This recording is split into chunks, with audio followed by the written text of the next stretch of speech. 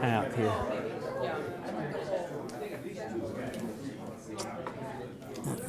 So hello, if I could have your attention, please. So welcome to the last Warren lecture of this academic year. It's a special Warren lecture. It is special because even though it's the last one of the year, but it is the first one of a series that is going to discuss about issues of diversity and inclusivity. And we hope that this is going to be something that we are going to have on a regular basis, maybe once or twice a year.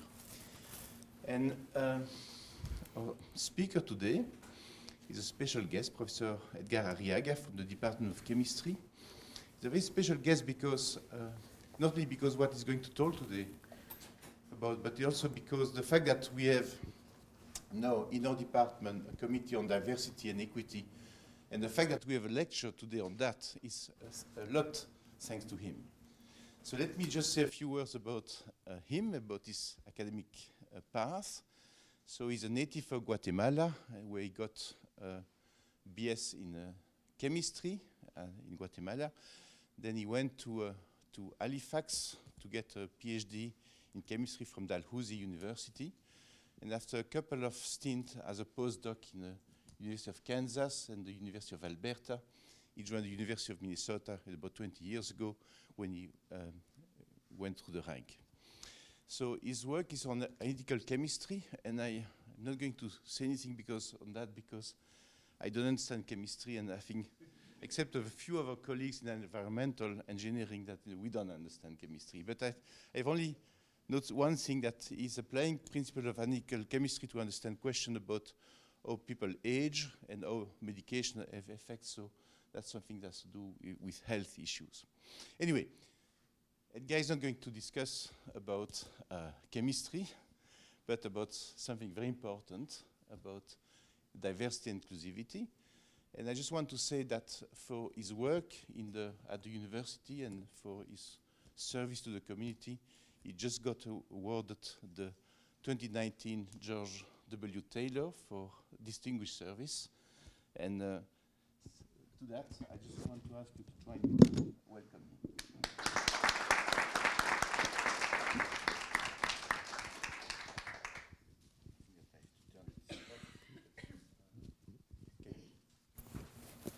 I guess, is this on?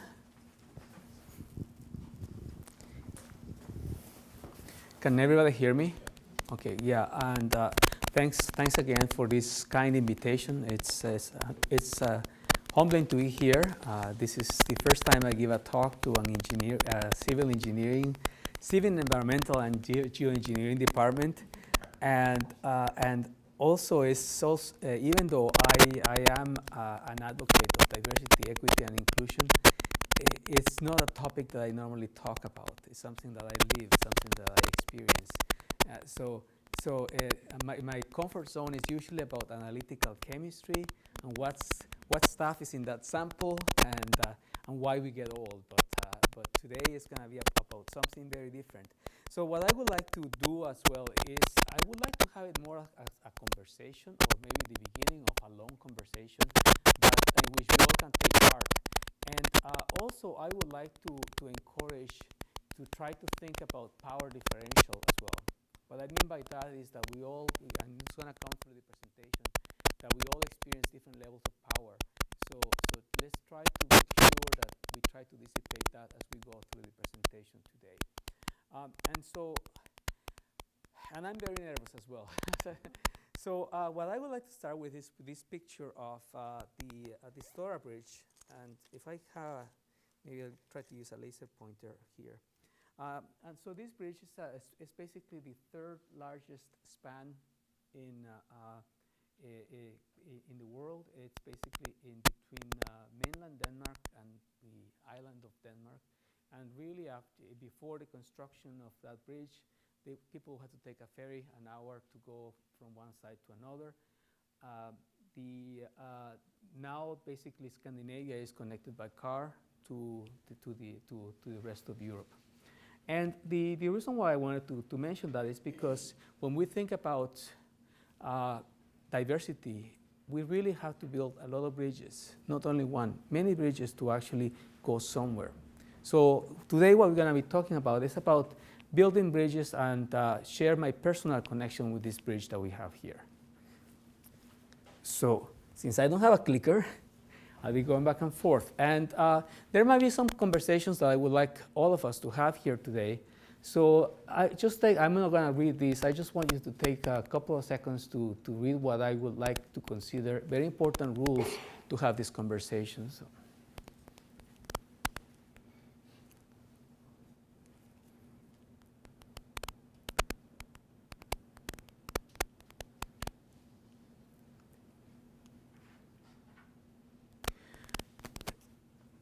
And the point here is that the conversations might be difficult for some people, might be very easy for other ones, but I think it's important to have some ground rules every time that we're going to be talking about an area that is not necessarily what we normally talk about in everyday life.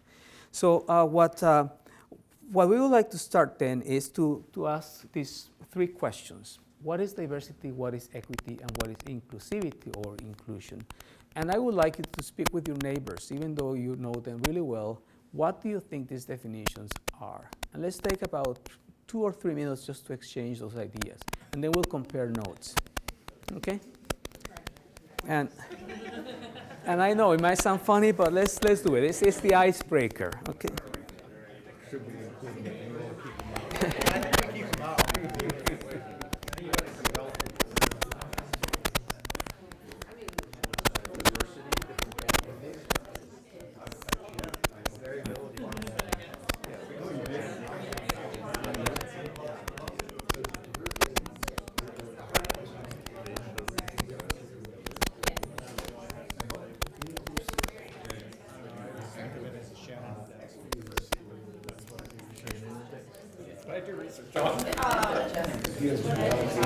It's a combination of, let's see, richness and evenness. Richness is a number of different types, and evenness is how they're distributed.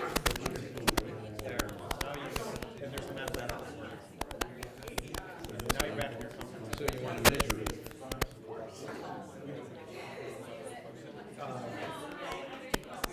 Equity.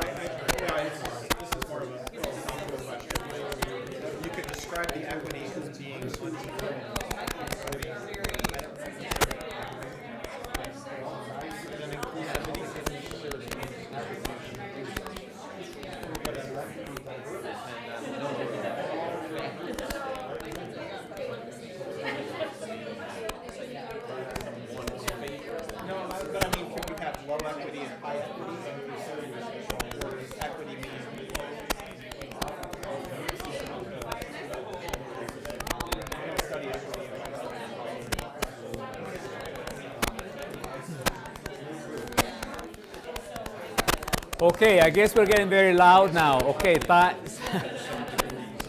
okay, time to stop. Time to stop. Okay, so now this was just a few questions just to warm up a little bit, and so let's hear a couple of ideas then. So what's diversity? Who wants to volunteer an opinion that came up?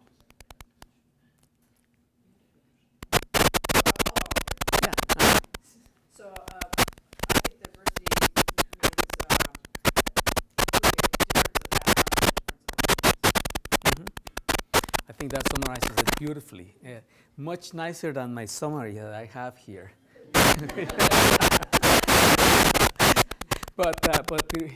So basically, it's different kinds of people, different opinions, and basically this. I like this definition though, because it has a second part. Not only stops there, but also gives into account gender, language, manners of, and culture, social roles, sexual orientation, education skills, income, not explicitly stated here, basically veteran status, and many other different religious beliefs, many other different aspects that are very important in our society. And so as an example of diversity, well, here you're seeing a person that basically wears the hat of many different diversities. I'm Latinx, I'm first generation, I'm international, was born in Guatemala, I'm part of the LGBTQIA community, I am basically multiracial, Mayan and Hispanic. I have a multiracial family now. I have an adopted daughter. So there are many different aspects that basically define my personality. And the last one that is kind of funny is that I have 3 citizenships. So it's part of the diversity as well. So all of that basically defines who I am as a person. And what is important then is that if we go around the room, even though you may not have Latin blood in you, you might have many different aspects of diversity because of how you think about who you are. So let's go to the next one. So what is equity? Another volunteer, not you, Carol. Okay, who wants to say what is equity? Okay. So what we decided, well, we didn't decide. In our discussion, we said that the way I looked at that is that everyone who's at the table is treated equally. Everybody is treated equally. Everybody at the table is treated. Okay, so that's a good start, and let's elaborate on that a little bit more, because everybody at the table could be. Giving each person the tools they need in order to reach the final outcome, so everybody has the same outcome. That's getting much better, and the reason why that's much better is because we're thinking about outcomes, or the goal has to be the same for everyone who is involved in that particular process. So the outcome is extremely important. And so now let's look at and this is I'm not very good at drawing, but some people will draw this very quickly. But let's look at 3 definitions here: equality, equity, and justice. So the outcome here is to basically be able to watch this soccer game, right?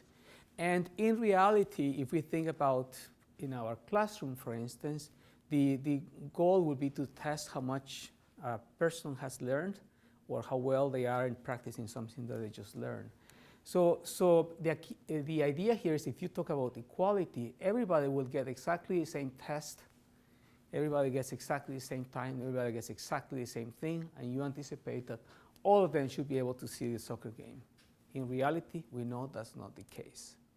So we go to equity now, and in equity, well, we have accommodations or access, and we basically can give a stool of different heights to different people so that all of them can basically observe and watch the game.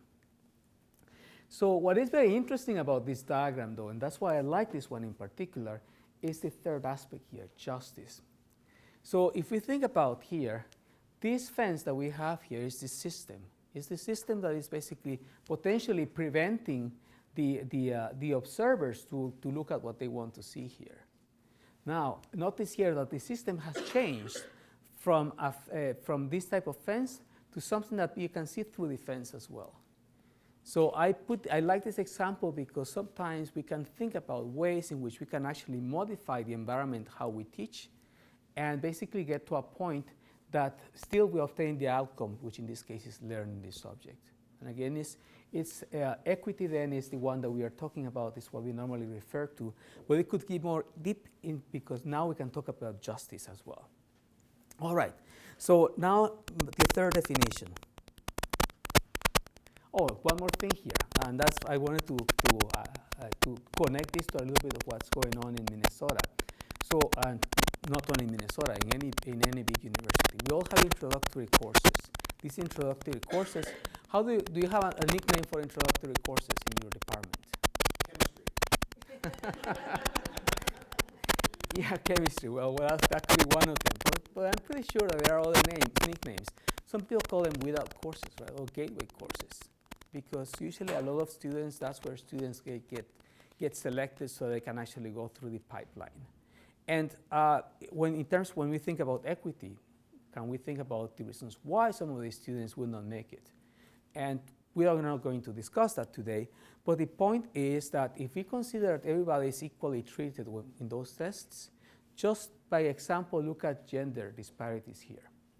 So this is called what we call a gender gap performance. And from this reference here, this is a study of the Big 10 universities, lots of data. I just chose chemistry because chemistry, but there are basically math, physics, biology, you name it here. And basically what we have here is for many different sections of this course, these are represent the average that, for instance, in this particular case, in that particular situation, for that particular GPA, how women perform and how men performed. If they are in this quadrant here, men do better. If they are in this quadrant, women do better. And we can basically see that in general, what this indicates is that there is a disparity in how women are performing. There's a penalty that women are having in those introductory courses. Later, this is a wonderful paper to read, but if you read that paper, you see that once the first gateway course is passed, then things change.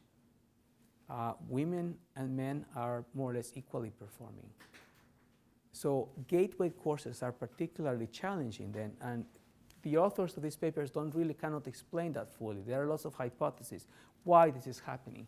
But here, I think that we are looking at a subtle presence of basically lack of equity, if we can put it that way here.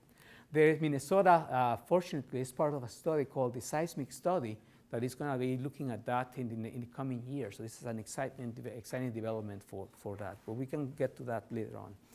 Okay, inclusivity or inclusion. So that's another part that was being discussed, right?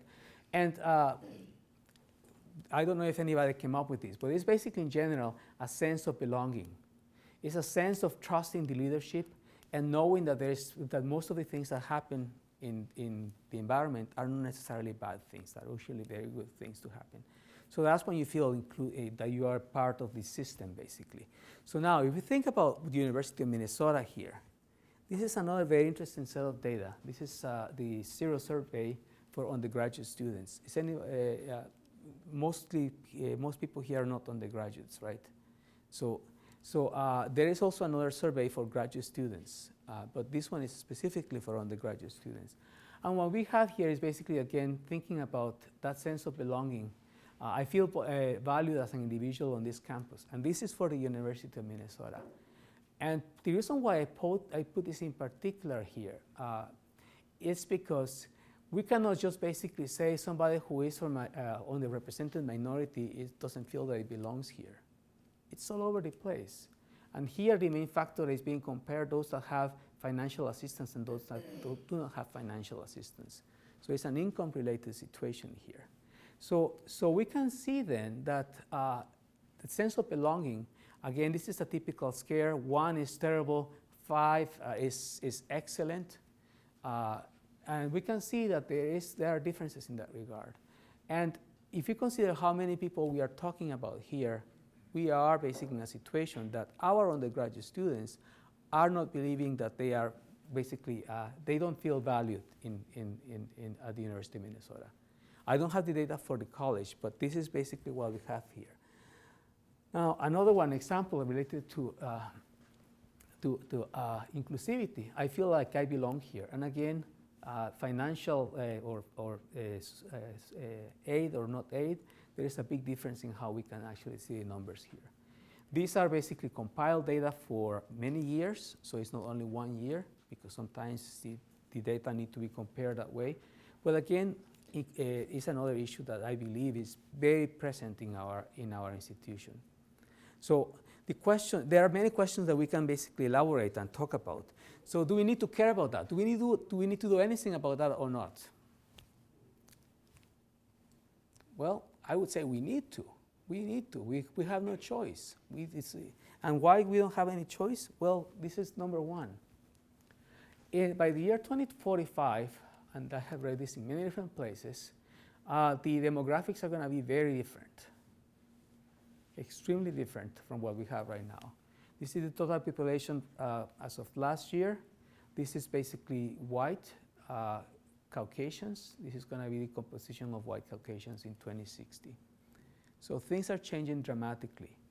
And the ones that we care about in our system are those that are being educated, basically, or going to be entering the education system. And again, this is going to be even more dramatic in that regard. So something needs to be done. Something we need, if indeed people of color, people that have financial burdens, people that have sexual issues with sexual complications because of their sexual orientation, if they don't feel welcome, if they do not belong here, or they don't feel they belong here, then we're going to have to basically, we're going to be at a disadvantage. We are not going to be serving the population the way we want to serve. Can I ask a question? Mm-hmm. On the two graphs you just showed, the previous two slides, Mm-hmm. the distinguishing characteristic was a financial. Yeah. But you're now jumping from financial to ethnicity. Yeah. Uh-huh.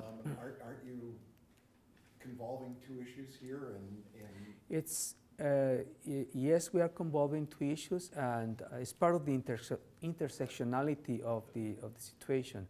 And just to let's not go so deep into this particular example, because I didn't want to put other examples in terms of basically racial diversity. And why I did that? Because if you look around here, who do we have? Do we have people of color, or do we have white Caucasians? Yes. White Caucasians. And that's why I thought it was important to have that. So and if you consider white Caucasians, if you look at the forms that I had to fill up when I'm at the University of Minnesota, they consider me a white. I don't consider myself white, but I have to check that box because I have no choice. So it's very interesting, but that's why I put that form before, just to understand, try to connect that with the sense of what's happening in that regard. But when it comes down to demographics, that is one issue that I'm going to bring another one here. So gender, and I'm certain that many people have seen this as well. Gender is another situation in which, if we look at basically how the power structure is in our society, women are still underrepresented in positions of power and leadership. That also is demonstrating that even right now, with all the struggles that we have in trying to dissipate those gender inequalities, that there is evidence out there that the best leaders are women. And yeah, some people might not like that, but that's been reported many, many times now. So the idea then is that if we really think about what we need to do in terms of the field of engineering, the field of STEM in general, it's that we need to think more carefully about what we do with our own actions, with our own training, with our own education, and how we actually perform our tasks of teaching, research, and service. So is engineering doing something about that, or am I speaking to a wall here? Engineering is doing something. At the field of engineering in general, one example is this particular conference. Is part of the ASCE. And basically they are, I attended this conference last month, and it was to me eye-opening to see how much is going on in the field of engineering and these efforts in terms of diversity, equity, and inclusion. I was totally oblivious of that. I didn't realize that there was so much ongoing in that field. Why? Because my stereotype, I also have biases. I thought that engineering was one of the toughest disciplines in terms of making the change to embrace diversity, equity, and inclusion. So I went to that, and they said, well, they have a diversity statement, and I grudgingly agreed to go. Moss asked, Edgar, can you represent the college? And I said, yeah, sure, I'm going to go, and probably I'm going to waste my time. I thought I had all these things that I wanted to read while I was at the conference. That never happened. I was there, and one after another, lots of impressive stories. How institutions that are basically decreasing the dropout of transfer students, how they are matching more effectively the credits that they bring to the university and make them successful, basically, students in there. Extremely impressive. Other horror stories that in many schools, 50% of the credits that come from the transfer students are basically dropped. They don't count for anything. So that's a waste of energy and resources.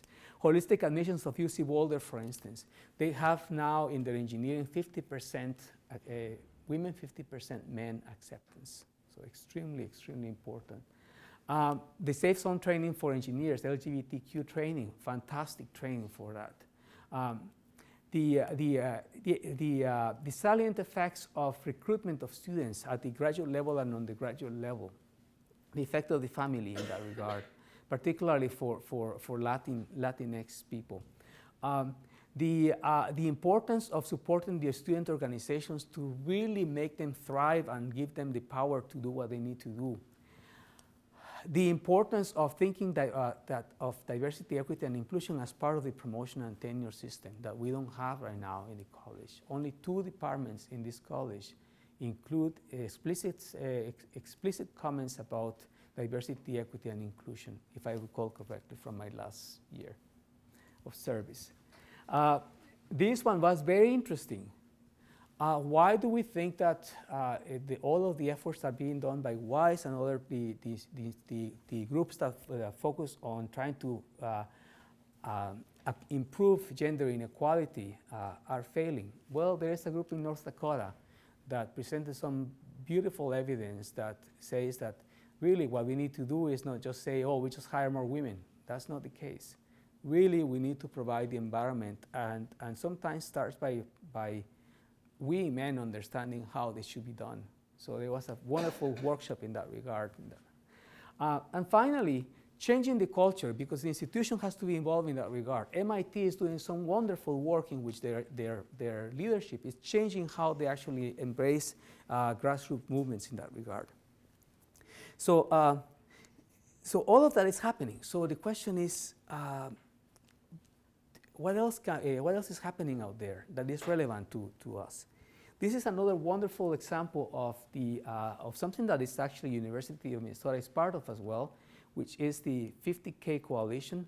Our student groups, NSBE, SHIP, and SWE, are basically very engaged in promoting or supporting the idea that by the year 2025, there should be 50,000 diverse engineers graduating annually. Right now, there's about 30,000, so there's 20,000 to go. So a lot to change in a very short period of time. And this is effort basically being led by undergraduate student groups. So the question that I had for the student groups there and the president of the 50K Coalition was, is it only the undergraduate students that should be working on that? And the answer was no. We all need to be working on that as faculty as well, particularly if we are basically responsible for the training of, these are considered to be the bottlenecks, the freshman retention rates, community transfers, and it's not shown here, but mentoring as well is particularly important in that regard. And that's happening already in Minnesota. So, but faculty, we are not involved in that yet.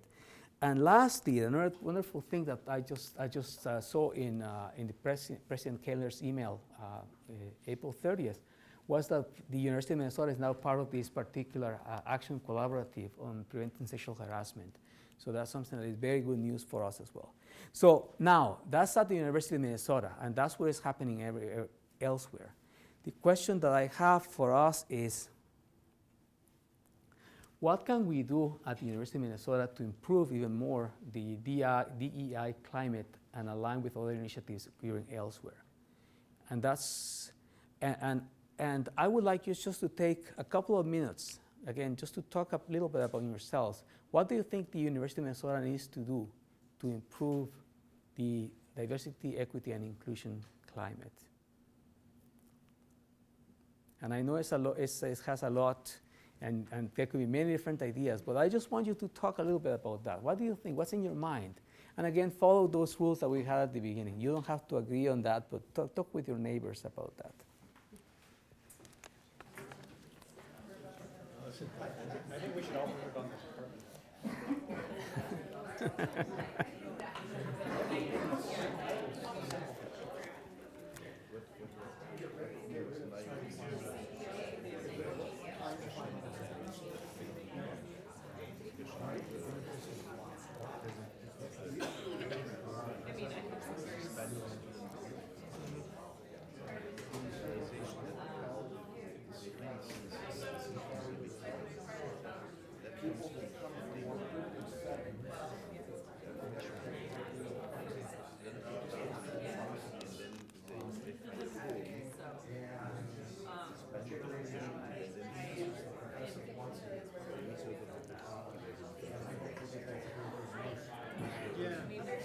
Yeah, I've noticed this before.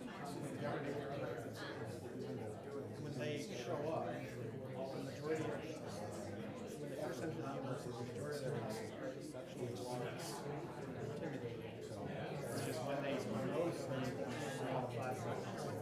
And ironically, as they proceed through their educational process, it gets smaller. So that's kind of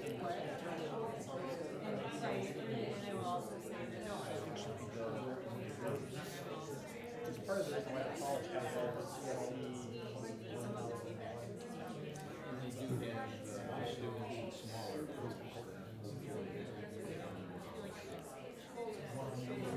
Interaction takes place. Yeah, but I mean in terms of doing other things outside. Yeah, and they're trying to.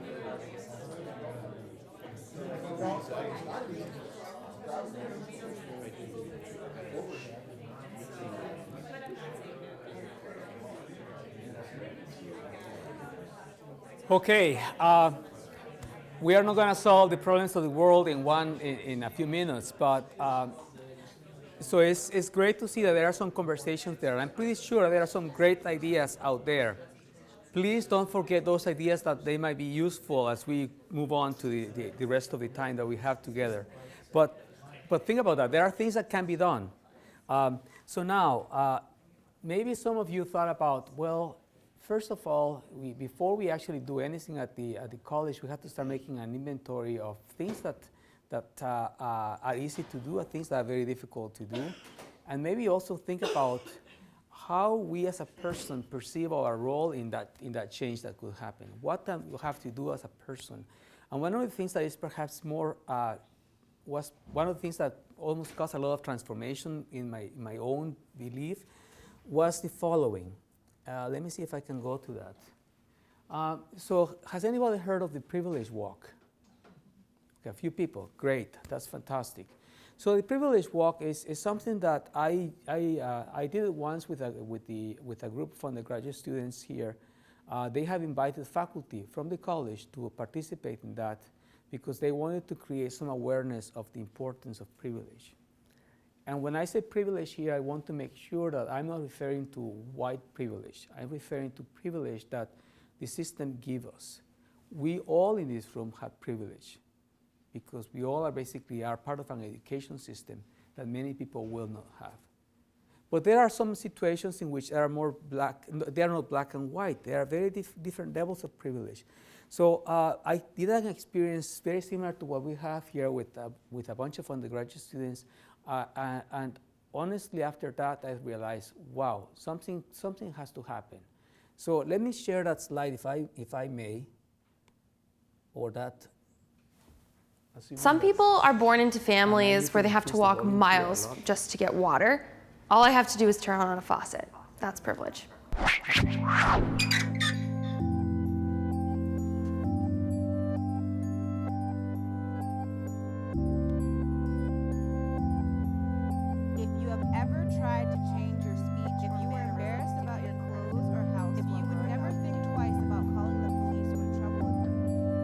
I think privilege is when some people have some things and other people don't have things. I feel privilege is something that you don't even really have control over. I think it'd be silly for me to say I don't have a fair amount of privilege, considering like the country I live in and the job I get to do and the college I was allowed to go to. I suppose being a white male will help me end up somewhere towards the front, but I'll take a few steps back from being gay. I don't think I'll make it to the front. I think I'll maybe be in the middle. That's just the gut feeling I have.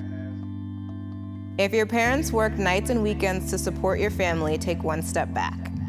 If you can show affection for your romantic partner in public without fear of ridicule or violence, take one step forward. If you were embarrassed about your clothes or house while growing up, take one step back. If you have ever been diagnosed as having a physical or mental illness or disability, take one step back. If you have ever been bullied or made fun of based on something you can't change, take one step back. If you get time off for your religious holidays, take one step forward. If you came from a supportive family environment, if you can see a doctor whenever you feel the need, if you are able to move through the world without fear of sexual assault, if you took out loans for your education, if there were more than 50 books in your house growing up. So these are your final positions.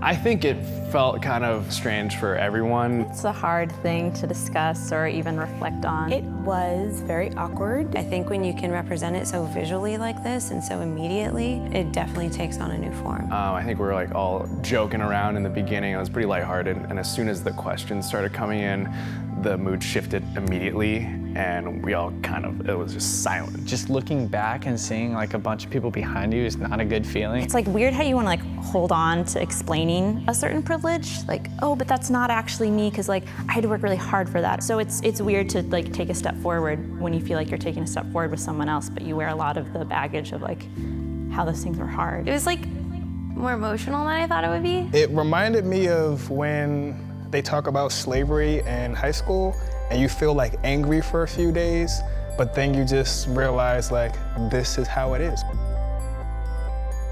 For me, it was kind of frustrating almost to look back and see how much further some people were behind me, and realizing that, you know, a lot of that stuff, no amount of hard work or even legislation can make up that gap. It's interesting being an Asian American because you're not really sure where you fall on the spectrum of privilege. I know that for me, one of the reasons I ended up so far back was that there are questions around safety as an African American, as a woman, as a gay woman.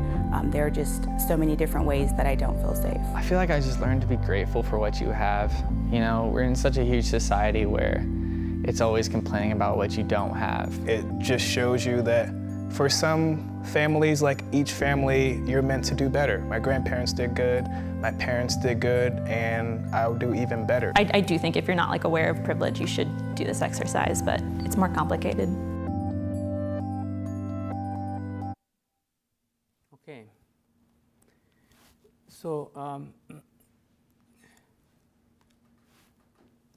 so the exercise was very powerful, particularly living through that. And two things that I learned was, even though I feel I don't think about it every day, there's a lot of privilege that I have, but a lot of privilege that I don't have.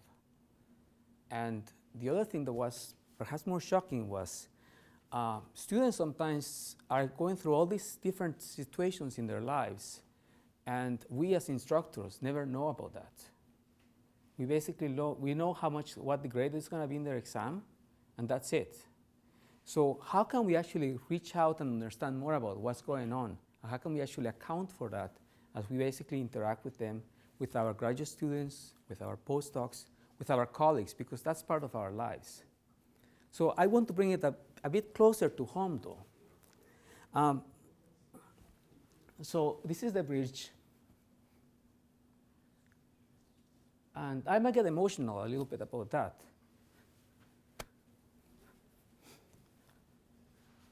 This is Mike Miller, who has been here who was here in 1988. You were here in 1988, okay. You were part of the department. Yes. Yeah, so Mike basically was graduated from this department. He got a degree in engineering, and I'm married to Mike Miller now. Was life easy for him in this department? It wasn't. Mike struggled a lot. Why? The climate was toxic, according to him. I know it has changed a lot, but look at that timeline. So there is a lot of work that could be done much better in that regard. He was a first generation, and it was extremely difficult for him to find the resources to really do well in his classes, or have the confidence because of being gay that he could go and tell someone, I really need help in that regard. So there are areas that we can improve dramatically. And again, I'm not judging how the department is now, because there is a diversity and inclusion committee now. There are things are changing, but the history is there.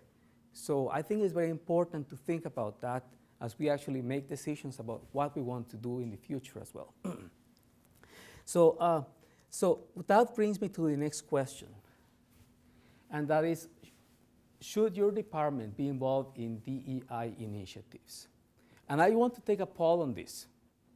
And I want to take a poll. If you have a cell phone or something, and again, not everybody has to do it, but just basically say yes, no, or whatever you see there. And let's see what you all think about it. And again, it's anonymous, so we will not record who's saying what here. And there's a grayscale as well, so you don't have to say all yes or no. So if you because that's going to basically lead me to the next slides, depending on what the answer is for that. So you want us to vote? Yeah, just please vote if you can. I don't understand. You need a cell phone. Just go onto your cell phone and survey. Yeah, it's like a survey. It's on, Using what application? if you click on that, it should take you to that. You teach computer applications, don't you? Yes. He doesn't teach phone applications. Trying to get out of it. It's not. It's optional. You don't have to do it if you don't want to. That's perfectly fine.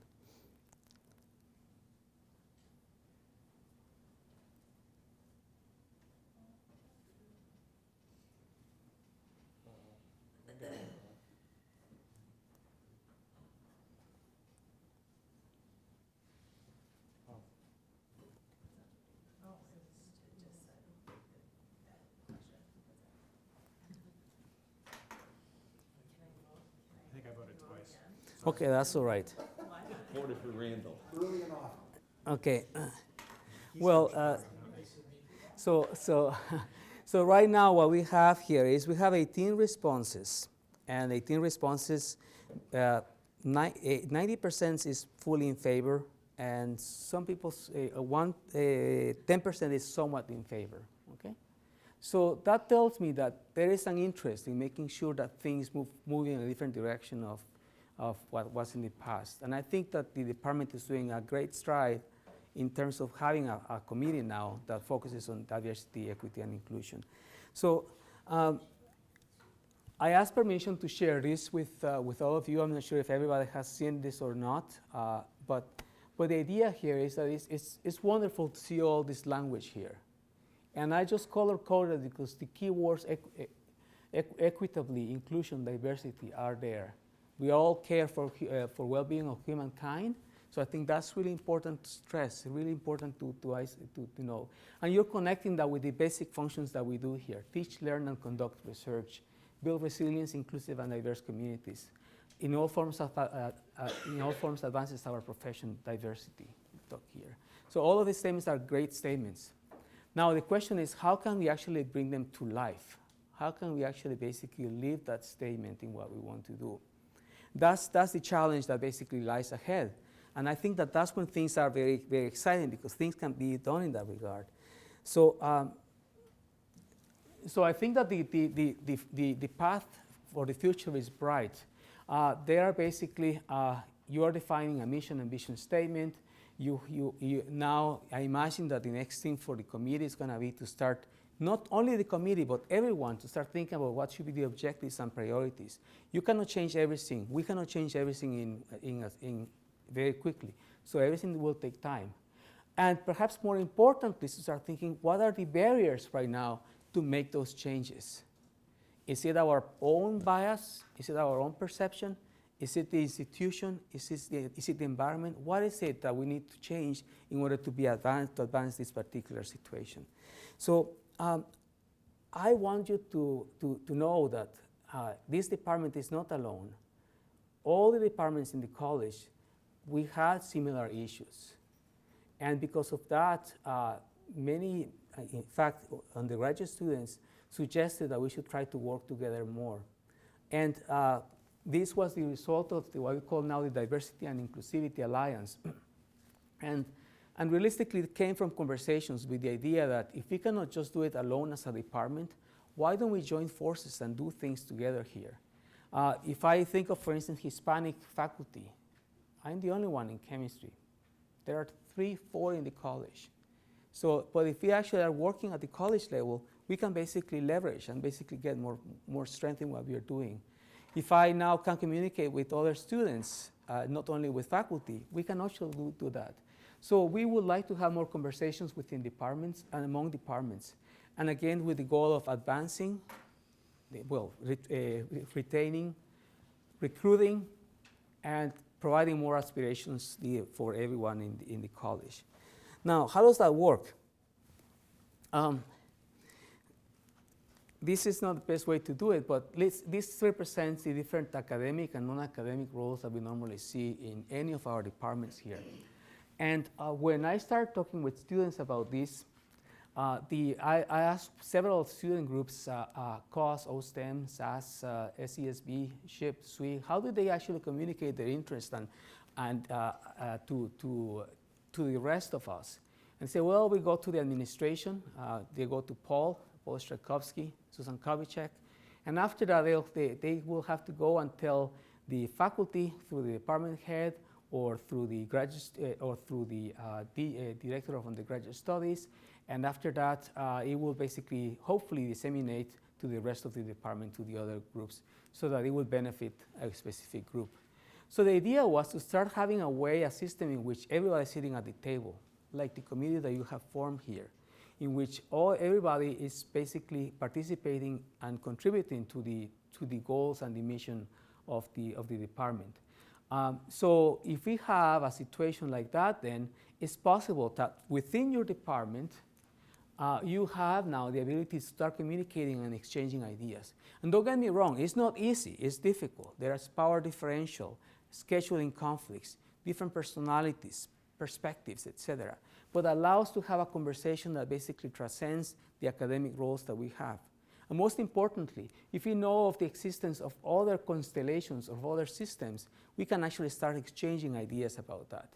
So the alliance, the goal of the alliance is really to facilitate those communications so that we can actually start working together and hopefully synergize and be more efficient at what we want to do within the college.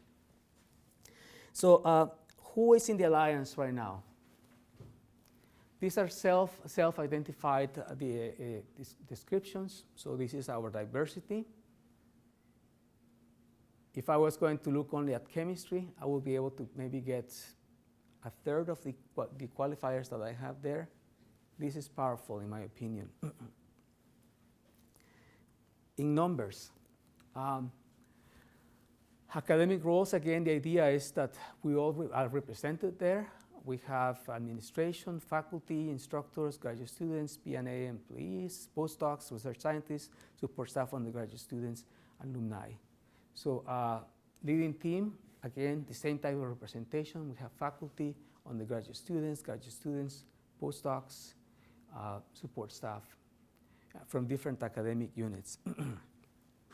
And with that, then, what we are trying to do now is to try to figure out how we actually can continue working together and supporting each other. So there are several working groups working on mission statements for everyone. One group focusing on faculty and staff, one group focusing on students, education and professional development for all. Thanks, Joy, back there. Funding opportunities for DI initiatives. Brian is also there. Thanks, Brian, as well for that. So we have a lot of things going on. So I think it's very important then to think about us as a resource as well, that we can work together and do something together. So again, this is open for everyone that would like to participate. You don't have to be necessarily part of the committee, and there is really no obligation or in terms of time. Everything is volunteer. You get access to our directory. You get access to events that are happening in case you want to understand more about issues of diversity, equity, and inclusion. And of course, if nothing is there, if you have something that is not captured here, I'd be more than happy to continue with that as well. So I'm going to stop here. And I just, again, the idea was just to share some of these ideas about what's happening in the college and figure out how we can actually work together so that we can actually have a better climate for everyone in the college. Okay, thank you.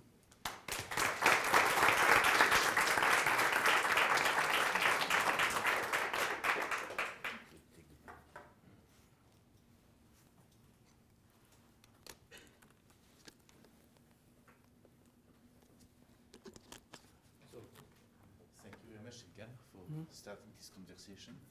So, if there are questions? Thank you for your Yeah, presentation. yeah. Can you give an example how DEI is part of the PMT process? Yeah, there's, I can mention two things. One of them is that there are some institutions that are considering that when you describe the service component in your, in your 712, that you specify that some of that has to be related to diversity, equity, and inclusion work, so that it's evaluated in that particular case. But it's explicit as opposed to implicit. I mean, right now we get to choose whatever we want to. If we choose to do it because we are inclined to do so, we have that. That's the, there is part of that at that conference. There was a specific presentation that was describing in more detail how some schools are doing that in that regard. Some schools are being very forceful, particularly in California, about it. Other schools are more like, okay, well, let's think about that, what's going on. Thank you.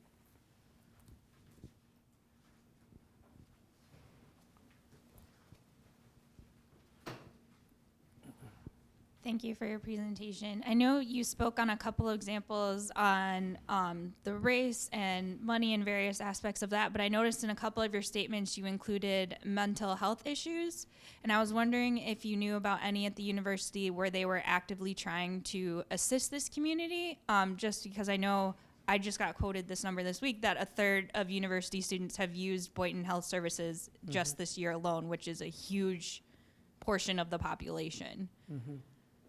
Yeah, so there is there are multiple efforts on campus, and again, it's similar to what we see with all these efforts.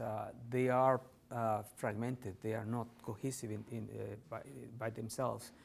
For instance, chemistry is going to have an event coming up this coming week, I think, on mental health, but trying to figure out more about stigma, because a lot of the depends on what issue you want to address. If it is access or stigma, because the two issues are extremely important.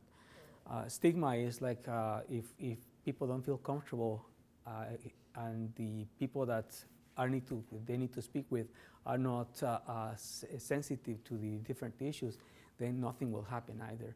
So, but there is really nothing cohesive itself. It seems that more the efforts are fragmented. The college is still fragmented in that regard.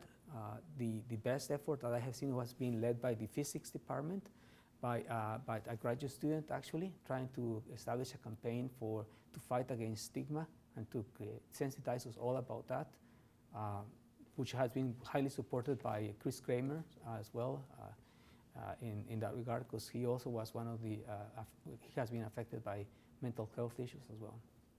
But nothing cohesive in that regard yet.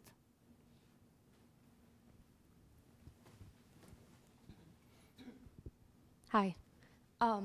Could you please speak to different opportunities, specifically on campus, if you're aware of any, where people, faculty, students can go to, I guess, gain knowledge? Because I think that one thing a lot of people struggle with is not knowing what they don't know, and where to start with becoming an ally and maybe even an accomplice, which we can talk is a totally different thing. Yeah, how to become an accomplice. Yeah, so there are different ways. I would say my suggestion to everyone is to really start, number one, there are tons of events ongoing all the time on campus. So even talks like this that are not necessarily I would say structured as a classical scientific talk, but there are tons of events. At least there's 4 or 5 every week. So if people sign up for the Alliance, they can see those events and they can pick and choose what they feel comfortable doing. Some events might be too difficult because personally we all have different levels of comfort with some topics. Not everybody's going to be comfortable with them. So depending on the level of comfort, I think that would be one way.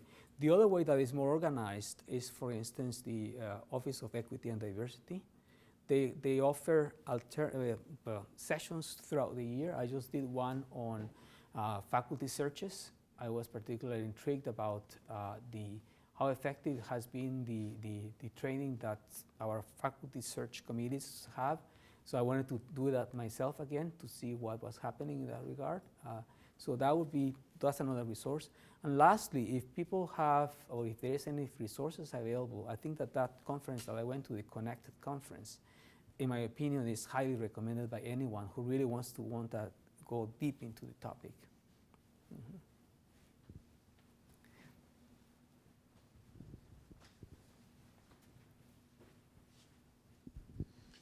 It seems to me that as faculty, the place where we come in greatest contact with students is in the classroom. Mm-hmm. You've been discussing all the extracurricular and not in classroom.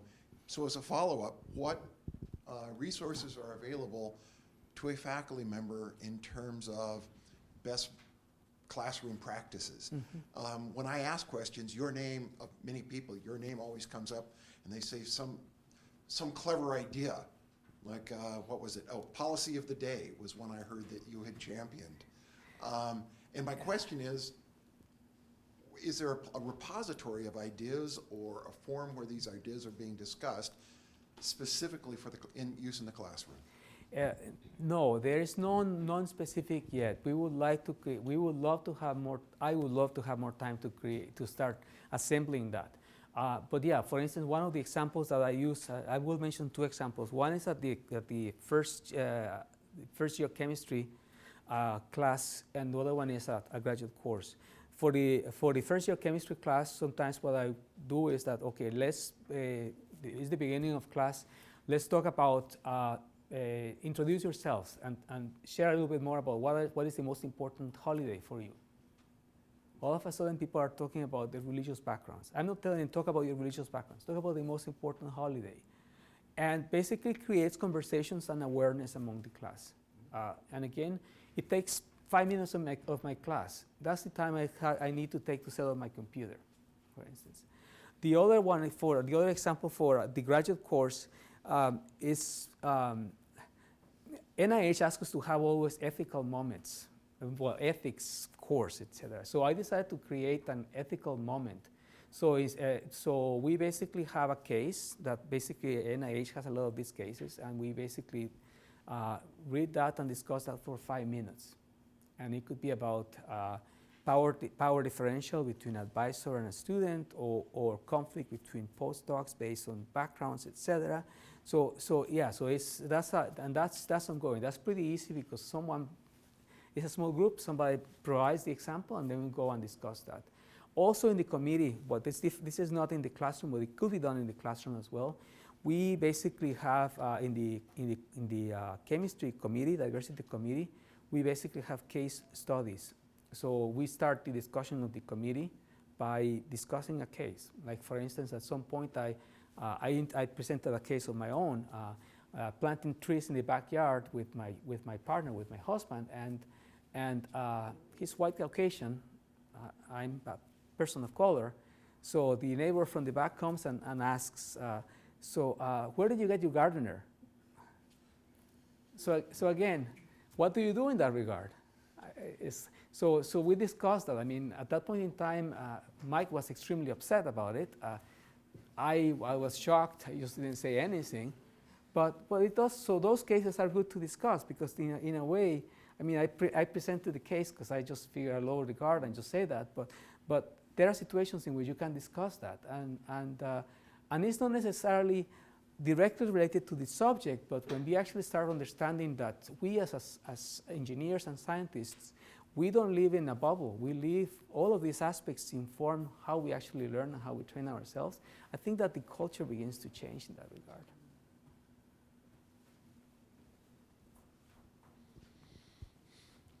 Any more questions?